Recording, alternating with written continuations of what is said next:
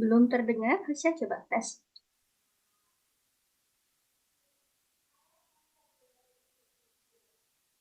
Belum?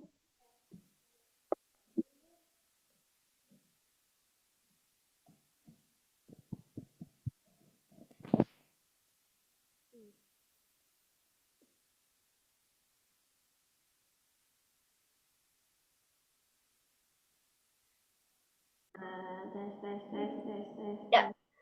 ya, terdengar. Sudah. Ya, Sebentar, aku lagi, sebentar ya, lagi ada tamu ya.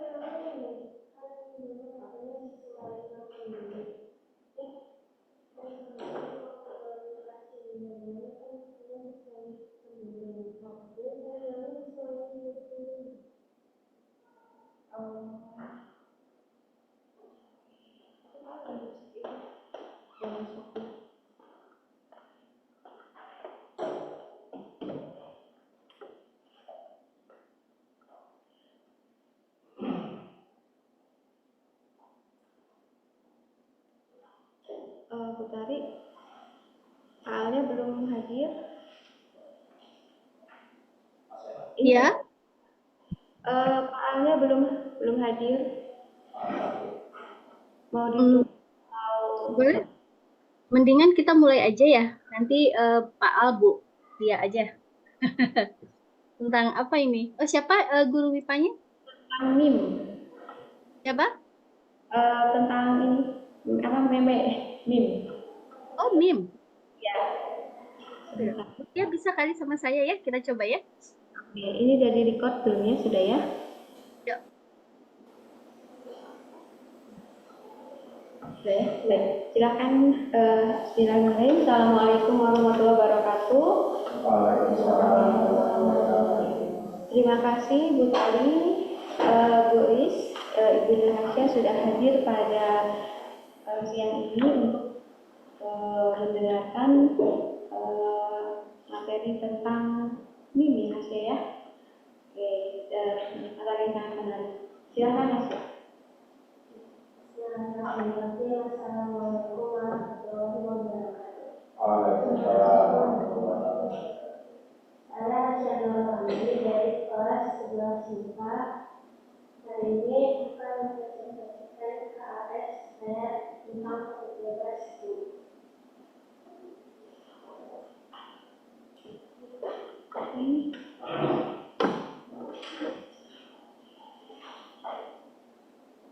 Pertama, faktornya ada sini yang pertama ada bebas pilihan, kemudian ada 6 bahasa terkait tersebut, lalu yang terakhir yang pertama itu tentang topik bebas tentang game. Jadi yang di sini adalah ide gagasan fenomena prinsip tertentu yang dibagikan berupa tulisan, gambar, video, ataupun dalam media lainnya kepada orang lain. Dan dengan ini kita bisa lebih mudah memahami tentang topik yang dibagikan karena dibalut dengan kemudian sifatnya sederhana. Kemudian 6 fasenya yang pertama itu explanation atau menjelaskan tentangnya. Jadi sebelumnya ada dijelasin juga itu elemen kultur yang dibagikan dari satu individu ke individu lainnya melalui internet. Di ini pertama kali ditemukan oleh Richard Dawkins. Richard Dawkins ini adalah ahli biologi dan seorang penulis. Nah, dia ini pernah menuliskan buku berjudul The Selfish Gene. Nah, di buku itu dijelaskan tentang meme. Nah, dari situ meme ini ditemukan. Nah, di sini saya menjelaskan tentang internet, meme internet. Nah, ini ada sifat-sifat meme itu, ada yang bersifat komedi, ada yang bersifat menyentuh hati, ada juga yang depresi, ada juga yang self motivating. Ini itu kayak menyebutkan diri sendiri. Terus ada side effect dan lain-lain. Nah, dalam membuat meme ini perlu memperhatikan etika dalam membuat meme, karena bisa saja meme dibuat bukannya malah menyentuh hati atau menaikkan mood orang lain, tapi malah jadi membuat itu sensitif untuk orang lain. Nah, ini bisa juga untuk belajar dari siswa dan siswi, jadi bukan hanya untuk mengenal waktu. Terus ini juga ada quotes dari Explain. Jadi dengan mempelajari suatu tulisan, kamu dapat memahaminya lebih baik. Tapi tulisan itu masih di dalam. Karena kalau misalnya diulang terus-menerus, kamu akan mengerti tentang tulisan itu tentang apa. Tapi karena diulang terus-menerus, tulisannya jadi tidak jelas. Atau bisa dibilang meme itu mati. Nah, ini ada bagian-bagiannya. Di sini ada picture, ada vintage, ada side effect, terus ada progressive meme. Itu kayak makin ke bawah, diingatkan ceritanya yang berprogres.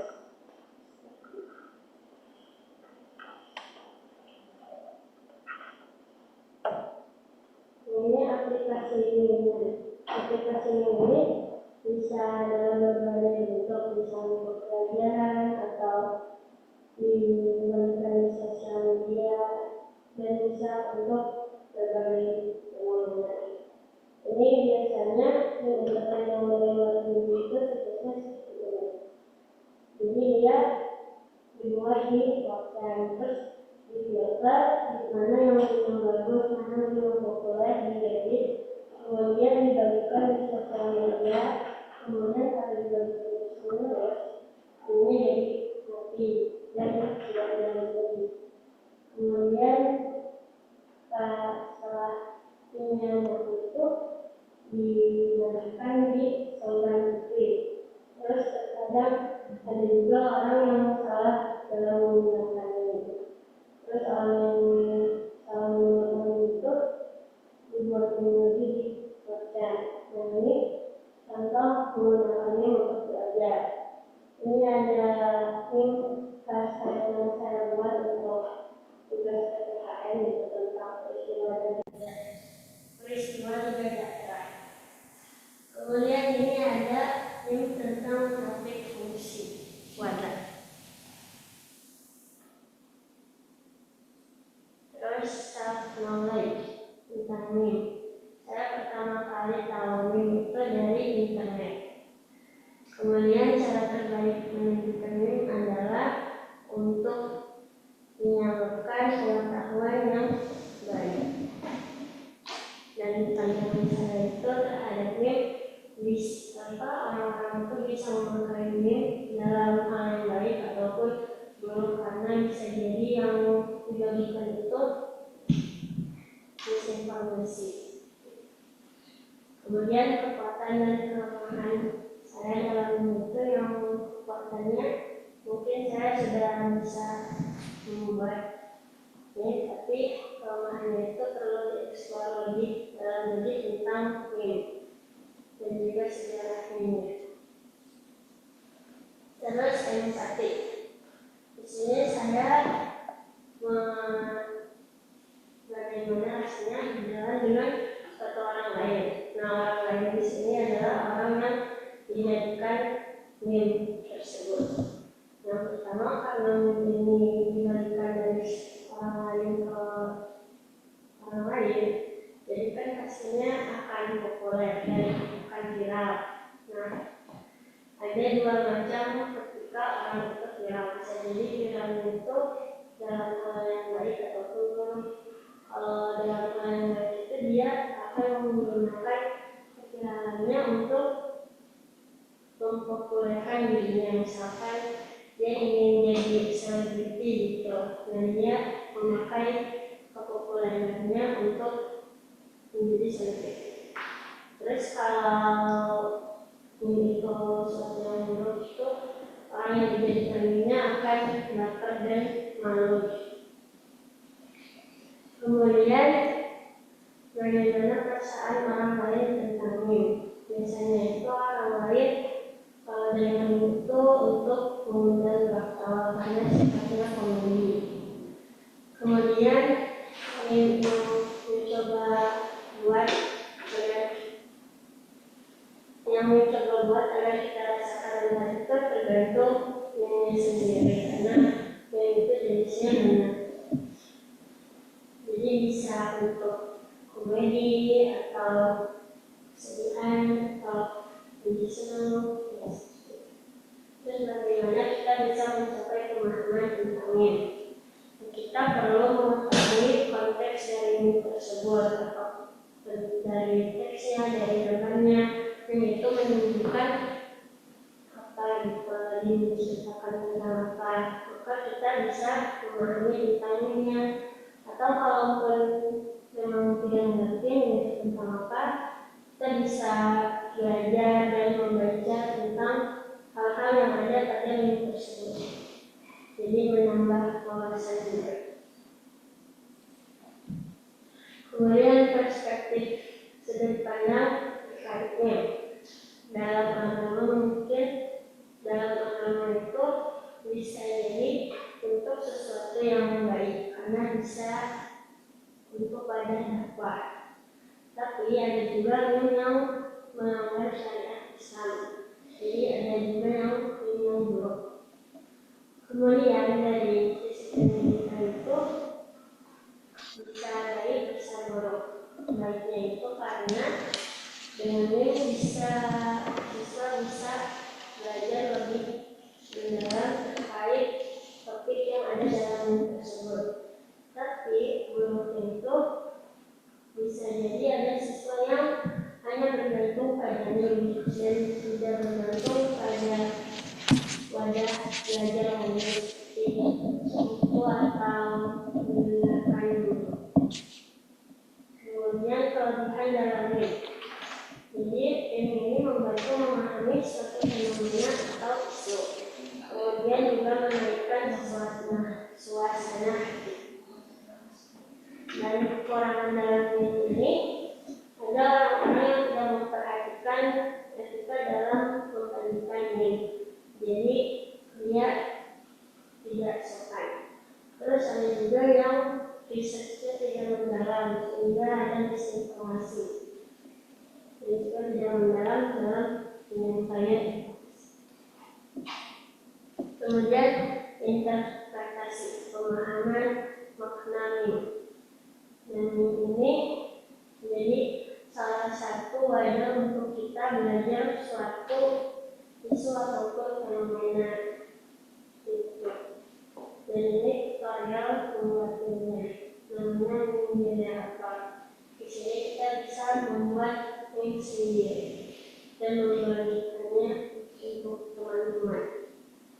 Lalu hubungannya dengan saya itu kan karena saya suka game, jadi saya bisa membuat game dengan mudah. Kemudian refleksi diri saya, kekuatannya itu mudah untuk paham dan menguasai suatu materi, dan juga memahami pola dengan mudah, kayak pola matematika atau pola bahasa Arab. Dan kelemahan itu kadang malas dan jadinya jarang belajar untuk materi-materi yang sudah ditulis. Kemudian rencana tingkat lanjutnya itu dari saya belajar atau mengulang walaupun tidak menguasai suatu pelajaran. Kemudian agar tidak malas dan menambah semangat belajar, saya akan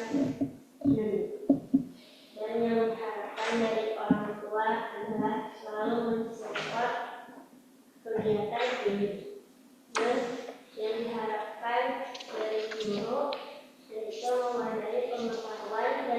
konsisten memberikan yang terbaik untuk mengajar. Sekian dari saya. Wassalamualaikum warahmatullahi wabarakatuh. Assalamualaikum warahmatullahi wabarakatuh. Iya, terima kasih Hasya atas penjelasannya. Baik, silakan Pak Al-Fatri. Barangkali ada yang mau ditanyakan kepada Hasya.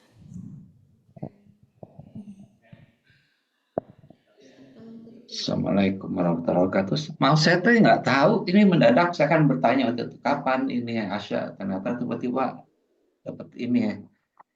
Ada ini. Mohon maaf, jadi saya sebenarnya lagi nunggu sebetulnya. Oke. Tadi udah dijelasin meme itu apa? Di awalnya saya lupa. Nggak, saya terlambat. Sudah Pak, atau mau di-review lagi? Coba sedikit aja dulu di awal apa? Buka lagi, Sa. Terkait dengan Richard Dawkins tadi.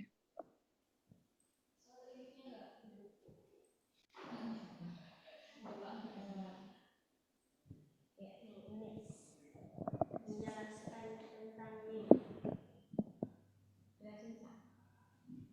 Jadi meme ini adalah elemen kultur yang dibagikan dari satu individu ke individu lainnya lewat internet. Di sini saya menjelaskan tentang meme internet.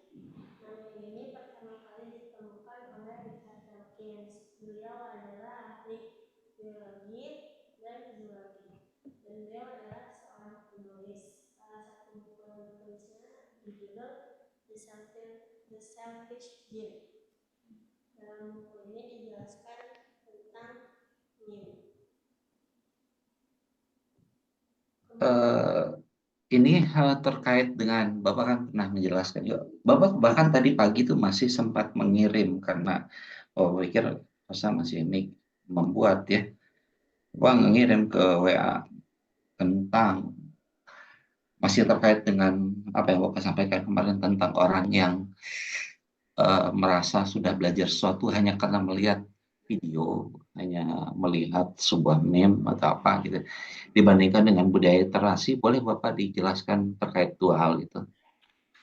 Jadi di sini meme itu kan ditemukan secara dari individu antar individu melalui internet. Nah, kemudian ada kelebihan dan kekurangan dalam meme. Kelebihannya itu jadi karena meme ini membagikan suatu fenomena ataupun isu, dapat membantu orang lain memahami isu tersebut atau fenomena tersebut. Dan juga kalaupun dia tidak mengetahui tentang isu tersebut, dia jadi penasaran tentang isu tersebut dan melakukan research terhadap isu tersebut. Nah, tapi kekurangan meme ini bisa terjadi misinformasi karena informasi yang tertera dalam meme itu bisa jadi hanya sedikit dan ada orang yang salah menginterpretasikan meme tersebut, sehingga karena meme-nya hanya berisi sedikit tulisan sehingga tidak mendalam dalam penyampaian informasi tersebut. Mic-nya kayaknya nggak nyala ya? Suaranya nggak jelas ya. Tes. Nah, baru jelas. Ini. Kita ulangi lagi. Dus.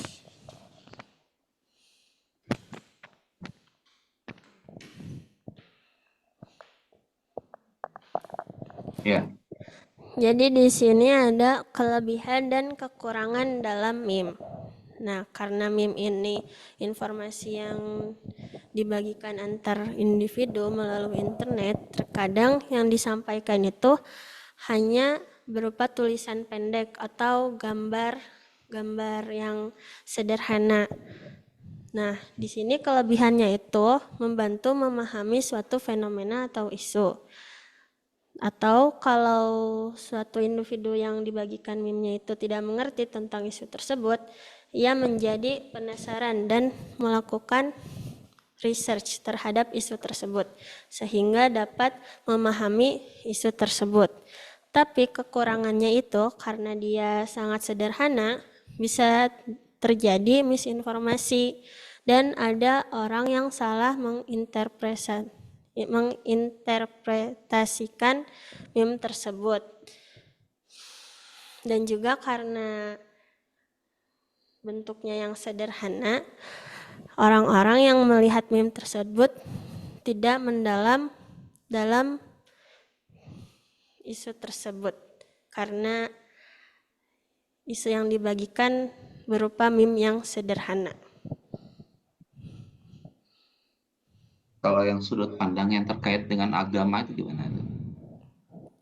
Jadi kalau dalam agama itu meme ini bisa dijadikan bentuk dakwah, tapi ada juga meme yang tidak sesuai dengan syariat Islam, seperti itu. Kalau dari pendidikan?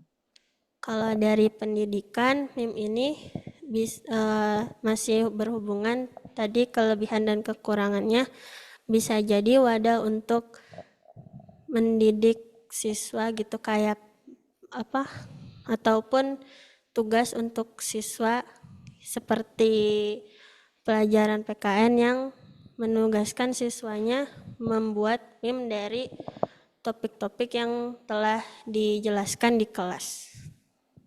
Berhasil nggak? Bapak nggak tahu tuh hasilnya di PKN gimana? Ada, kalau di PKN itu ada siswa yang senang membuat meme, ada juga yang kesusahan dalam membuat meme. Nah itu gimana menurut kesimpulannya? Kalau ada yang berhasil, ada yang enggak? Jadi karena ada yang berhasil, ada yang enggak, jadi meme ini mungkin tidak untuk semua orang gitu. Jadi ada yang lebih mudah dalam penyampaian informasi yang sederhana, ada yang untuk menyampaikan informasi harus berupa tulisan atau membuat tulisan singkat seperti itu. Dan satu lagi, berarti ada yang tekstual, ada yang visual ya? Iya. Nah yang tidak berhasil itu apa ininya? Yang di pelajaran PKN itu? Mungkin ada teman saya yang dia tidak terlalu suka meme di internet dan kesehariannya juga tidak terekspos oleh meme. Jadi dia tidak terlalu tidak terbiasa dengan meme dan cara membuatnya juga menjadi bingung. Jadi kalau dikaitkan dengan begitu, ada ini nggak? Kalau gitu, apakah ini terkait dengan cara berpikir kalau menurut Tasya atau semacam kebiasaan saja atau gimana nih? Mungkin dua-duanya berkaitan. Jadi dalam kebiasaannya dia tidak terbiasa melihat meme dan juga cara berpikirnya dia butuh dia apabila ingin menyampaikan sesuatu butuh penyampaian yang lebih dalam. Mungkin seperti itu. Kelebihan atau kekurangan nggak itu? Kenapa? Apakah itu kelebihan atau kekurangan? Mungkin kelebihan. Jadi karena itu artinya dia untuk menjelaskan sesuatu dia menjelaskannya dengan lebih dalam. Tapi ada loh orang-orang yang pakai berpikir visual juga bisa kok. Iya. Ya, bagus. Maksudnya berarti bisa melihat ya bahwa sebetulnya memang nanti terlihat kalau udah terutama kalau Bapak kan Bapak udah pernah berkata kemarin Bapak merasakan kuliah di seni rupa dan kuliah di filsafat. Jadi Bapak mengalami dua cara berpikir ya. Satu visual, satu tekstual, dan terlihat tidak semua orang juga bisa itu. Nah jadi tidak apa namanya, jadi jangan dilihat teman-teman yang tidak berhasil tadi ya bukan berarti mereka bodoh, tapi memang mereka lebih kuat di hal yang lain cara berpikirnya. Kalau ada yang memang Bapak juga sempat ceritakan kemarin bagaimana sewaktu Bapak bikin tesis, malah tesis filsafatnya banyak gambar, itu kan dosennya kaget juga karena belum pernah ada orang bikin tesis banyak gambarnya, tesis filsafat. Ya memang begitu cara berpikir Bapak gitu. Jadi ini terkait dengan permasalahan cara berpikir. Nah, kemudian terkait dengan Bapak kan menceritakan tentang pola sejarah ya. Ada yang bisa diceritakan dari pola sejarah perubahan dari berbagai media ini tadi menurut saya gimana? Yang terkait meme. Ya. Kalau dulu yang Richard Dawkins itu kan sebelum ada internet, dan dia menjelaskan bahwa meme itu membagikan kultur gitu. Nah, kalau sekarang itu karena sudah ada internet dan bisa membagikan gambar, membagikan tulisan, dan jadi kulturnya itu berupa gambar dan tulisan yang dibagikan di internet. Tapi tulisannya singkat-singkat. Iya. Dan hasilnya apa tadi yang saya sendiri nulis?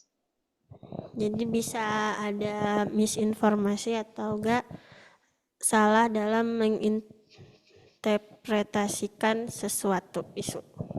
Kalau gitu dari situ ada apa yang tetap penting? Kenapa? Apa yang kan memang memudahkan, memang membuat penasaran dan sebagainya. Tapi karena dia nggak mendalam, berarti tetap harus ada sesuatu yang penting untuk proses belajar tadi. Apa? Membaca. Ya, bagus. Itu simpulannya. Baik, terima kasih, Pasya. Alhamdulillah. Ya, Itu terima kasih. Bu, ini tadi sama Bu Tia. Ya. Ya, terima kasih Pak Al. Terima kasih Baik, Pak Bu Al. Tari, silakan. Jadi kaya ya, jika Pak Al yang menggali, jadi kaya ini. Bu Tari juga jadi lebih paham karena memang topik meme ini kan ya apa sekarang populer ya, semua orang bikin meme gitu, ada gambar yang sama nanti kemudian diinterpretasikan dengan dialog-dialog yang berbeda gitu ya, kemudian pesan juga tersampaikan. Buat Hosya sendiri, Ibu ingin menanyakan dari semua mata pelajaran yang pernah Hosya terima ya, ada nggak yang terkait dengan meme ini? Ada topik apa? Kaitan ke pelajaran. Mata Jadi pelajaran peminatan maksudnya Bu Tari. enggak kaitan dengan pelajaran apapun yang menurut Hosya terkait dengan topik meme ini. Mungkin tadi yang berkaitan juga sama PKN. Soalnya kan jadi bisa dalam menyatukan Indonesia, bisa juga memecah belah antara persatuan di Indonesia kayak gitu. Kalau untuk proses pembuatan meme-nya, fungsinya, segala macam tadi yang saya jelaskan, ada nggak matkul yang menunjang gitu? Kalau tadi kan aplikasi ya, yang pernah dipakai itu Pak desain produknya meme. Nah, kalau dari kontennya yang bisa mendukung untuk seorang bisa menghasilkan meme dengan baik itu di masyarakat yang pernah mungkin ada. Mungkin seni rupa gitu. Soalnya kan bagaimana biar orang yang melihat itu jadi orang yang melihat meme tersebut mengerti maksud dari pembuat meme-nya sendiri. Seni rupa. Ya. Kalau terkait dengan itu kan menginterpretasi dari teks ke visual ya. Itu mudah nggak, Syah? Gimana? menginterpretasi itu kan ya. Tadi Pak Al bilang highlightnya adalah membaca agar tidak misinformasi gitu ya. Itu kan berarti butuh apa tuh Syah biar sukses tuh ininya, pembuatan meme-nya. Dan buat Hosya sendiri ini, Hosya ingin jadi seorang meme creators atau apa memilih topik ini? Karena saya di sehari-hari udah pernah lihat meme juga, dan kemudian di sekolah juga dibahas tentang meme, jadi saya ingin memilih topik meme kayak gitu. Terima kasih Bu Tia, terima kasih Hosya, selamat ya sudah presentasi. Iya, berarti Terima nanti kasih. kalau KAS ini ada penilaian Hasya ya. Nah, nilainya itu Hasya kalau dimasukkan tadi kan ada PKN sama seni budaya ya. Hasya lebih masuk kemana? Karena seni budayanya saat ini kan sedang seni musik ya. Nah, Hasya akan milih mana nih? Boleh Hasya pilih atau kita tentukan Bu Tari? Oh, kita aja. Kita aja kesepakatan gurunya aja. Oke. Baik. Terima kasih. Terima kasih Bu Tari. Ya, silahkan Bu Ois. Barangkali memberi. Alhamdulillah Hasya bisa memaparkan tentang meme ini. Saya mengucapkan terima kasih kepada Pak Al dan guru-guru pembimbing lainnya, Bu Tia gitu. Dan yang diharapkan Hasya dari orang tua itu healing. Healing. Yang diharapkannya kan healing. Insya Allah lah nanti dibawa healing ke mana? Hasya ke Pangalengan. Nanti akan dibawa healing ke Pangalengan, mau arum jeram insya Allah katanya. Nanti tanggal 26 pas libur. Dalam ini Mei. Iya. Ya, yang dari orang tua mah ingin healing aja karena tadi ingin healing. Mungkin dia udah jenuh belajar gitu aja. Ya udah, makasih semuanya. Assalamualaikum warahmatullahi wabarakatuh. Waalaikumsalam warahmatullahi wabarakatuh. Terima kasih Ibu. Baik. Cukup padat ya Hasya ya semester ini ya. Oke, kebutuhan healing kan tiap orang beda-beda Bu. Ada yang memang harus sering gitu kan, ada yang cukup setahun sekali gitu. Iya. Harus ini balancing ya. Baik, terima kasih Bapak Ibu yang sudah memberikan pertanyaan maupun masukannya untuk Hasya. Silakan Hasya ditutup. Baik, terima kasih Bapak Ibu yang sudah datang dan melihat saya presentasi KAS. Sebelumnya saya minta maaf apabila ada salah kata atau perbuatan. Wassalamualaikum warahmatullahi wabarakatuh. Waalaikumsalam warahmatullahi Waalaikumsalam wabarakatuh. warahmatullahi wabarakatuh. Pak Al dan Bu Tari kita foto dulu Ibu. Ayo, ayo. Siap.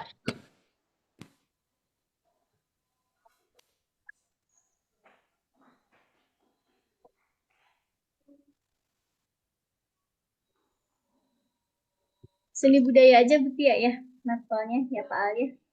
Ya. Ya. Kalau PPKN kan itu lebih ke aplikasi aja penggunaan.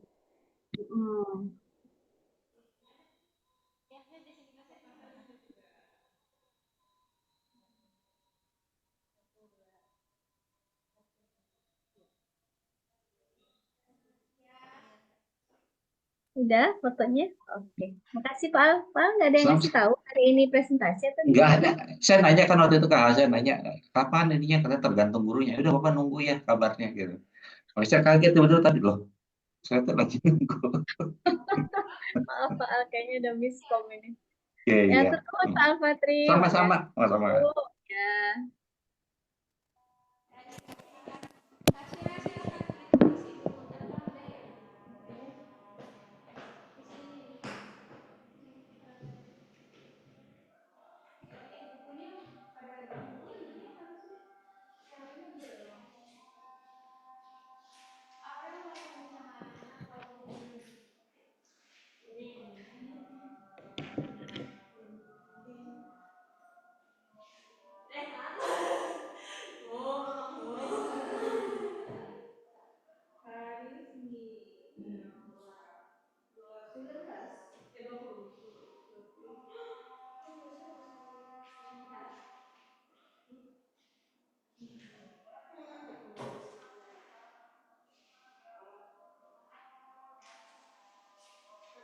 Kita lanjutnya habis itu ya, lanjut habis duhur ya, Bu Lia ya. Jam berapa? Iya Bu, habis zuhur nanti jam 1. 13 saya lift dulu kalau gitu ya. Ya, terima kasih. Terima kasih semuanya.